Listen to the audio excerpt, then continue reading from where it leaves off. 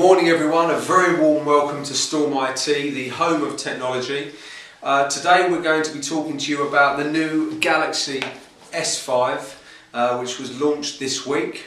We received it, thank you very much, from Samsung for us to review, day of release. We've gone for the electric blue version, and what I'm going to do is I'm going to unbox it and we will talk about its features, how it differs from the S4, whether it's worth actually buying, and what we actually thought of it. So watch this space. Okay, right, so here we have it, the Galaxy S5. Let's have a look at it.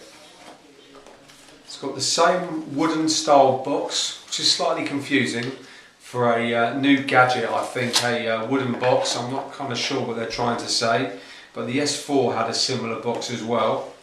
It doesn't really strike me as being very modern, but nevertheless. And here it is, the S5. Okay, well, there she is. I mean, the first thing that hits me is actually how it feels in the hand. It feels very, very comfortable to hold. You can see they've made some design changes with the bezel that goes around the outside over the S4. So it's a slightly thicker bezel, but it does actually fit very, very nicely in the hand. Let's talk about specs. You've got a 16 megapixel camera, the features of which we'll go into shortly. A 5.1 inch 1080p screen, which is 0.1 inches bigger than the S4. It's running Android 4.4, which is KitKat. It's got a 2.5 gigahertz quad-core Snapdragon 801 processor, which is the fastest processor on any Samsung device.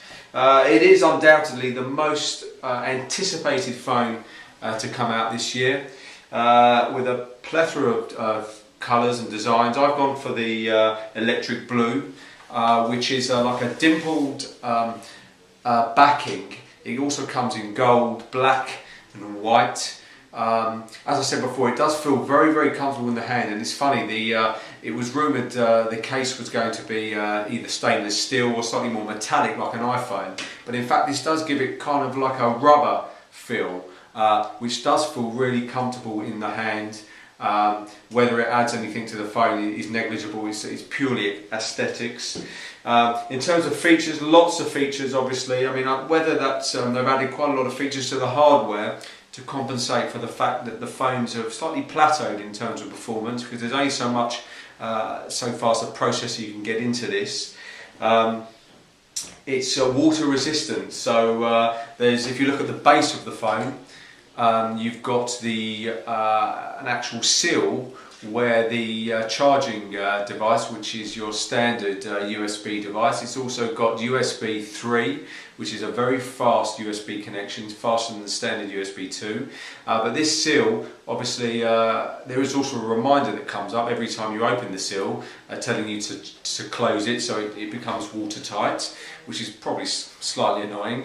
However, they do say that you can submerge this in water for up to 30 minutes, which is quite interesting. It's interesting also that the headphone jack doesn't need a seal, as it's coated internally, so no flaps needed, and it's also impervious to dust, water and other things you can throw at it. In terms of other features, it's got a finger scanner. Again, the jury's out on this. It's a slightly different fingerprint scanner than iPhone have brought out, where you just depress your finger on the button. This one you just stroke, as you can see, stroke the phone. Sometimes it doesn't work, which I can tell is going to be quite annoying. What I do like about it, let's just try that again. There you go, that's recognised. What I like about the fingerprint scanner is that actually you can record 2 or 3 fingers.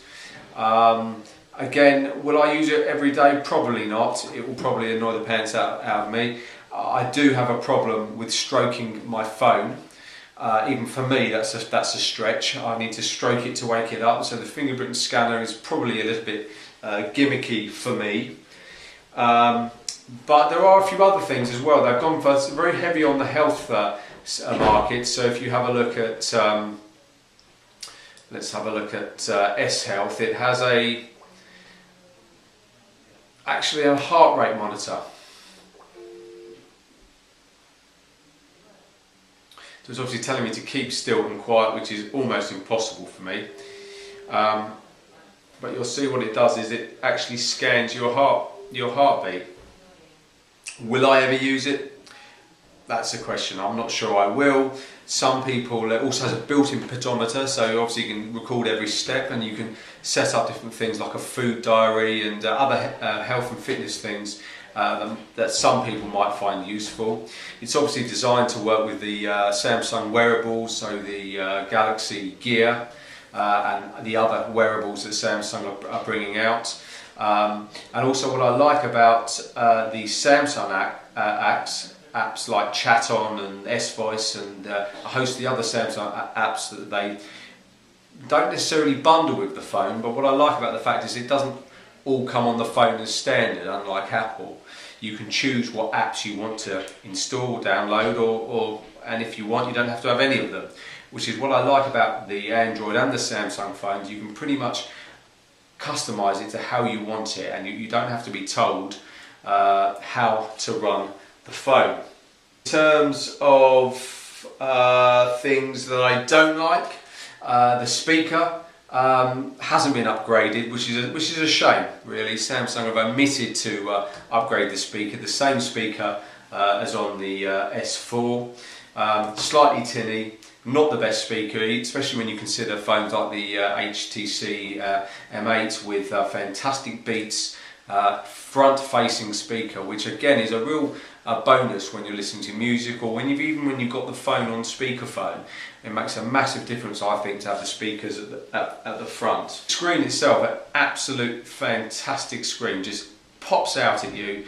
Colours are absolutely amazing, high definition. It's just an absolutely fantastic screen. I cannot fault this screen. It's the first thing you notice when you turn the phone on. The vivid colours. It's so much brighter than the S4, which was also a good screen. But you can definitely tell they've invested a lot in the screen. In terms of the camera, again, another fantastic camera. It's got HDR, selective focus, auto stabilization, there's panorama mode, beauty mode, sports mode, every mode you can possibly think of and will probably never use. But what I like about the camera, it's really quick. There's no messing around, even from off. If I need to pull the camera up, it's there within a few seconds without any problems whatsoever. And in terms of what I've got on here, I just transferred my pictures from my old phone. I've probably got about 1,000 or so pictures on here. No lag, no latency whatsoever. I mean, that new processor makes a massive difference, and you can tell the quality of these pictures are absolutely fantastic. I have to say the processor does make a huge difference. There is no latency whatsoever on this. I used to get the odd bit of pause, the odd bit of shudder on the S4. With this, it's at the moment pretty instant. I've got the same amount of apps as I had on the S4, so as you'd expect, the processor really does make a difference. Surprisingly, the memory is the same. Something I used to have on the S4 quite a lot is I had to go into the memory function and turn off certain features on the memory, turn off certain programs that were running, just so I could get a little bit more speed out of the phone. Using this for a whole weekend, I haven't found that yet. There's been no latency, no shudder whatsoever. So it looks like the new processor is taking most of the grunt of the applications that I'm using. So that, in terms of improvements between the S4, there's a host of apps that they've introduced to try and entice you. The camera's got a host of other features. They've got something here called Geo News, which I have absolutely no idea what it is, but all I know is there's no earthquakes at the moment in my area, which is very, very useful, obviously. In terms of battery life, there's been quite an improvement actually in terms of battery life. About a 30% increase in battery.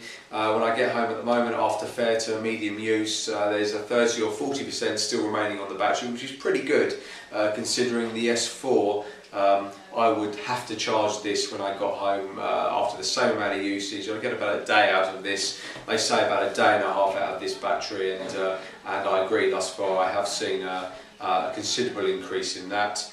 Still slight annoyances with things like Bluetooth. Why haven't they invented a more efficient way for that to run? I'm constantly turning my Bluetooth off on my old device and on this device to reserve energy, conserve energy on the battery, which is slightly annoying. I should have to have it on all day long, but there's things like power saving mode and ultra power saving mode now, where if you're low on battery it will restrict screen brightness and restrict applications that run in the background to conserve the battery life some more. So again, just more little features that they've crammed into the phone. Another curious feature as well is download booster. Again, why not just keep it on all the time? Why do I have to turn that on to get increased internet downloads?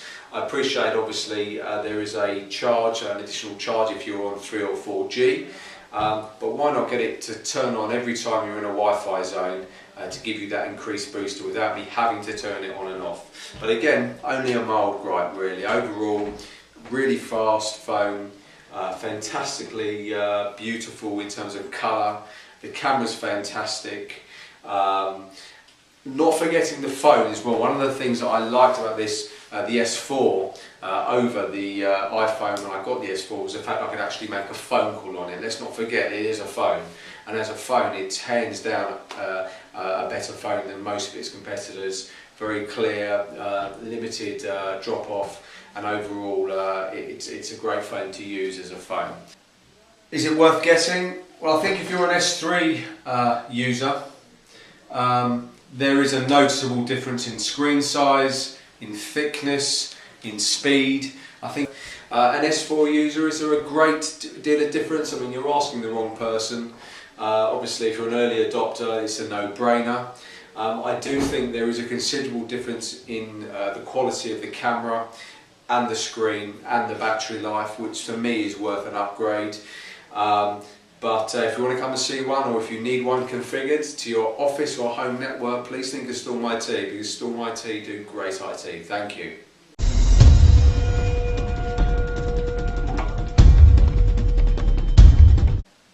Is it worth getting? Well, I think if you're an S3 user, there is a noticeable difference in screen size, in thickness, in speed.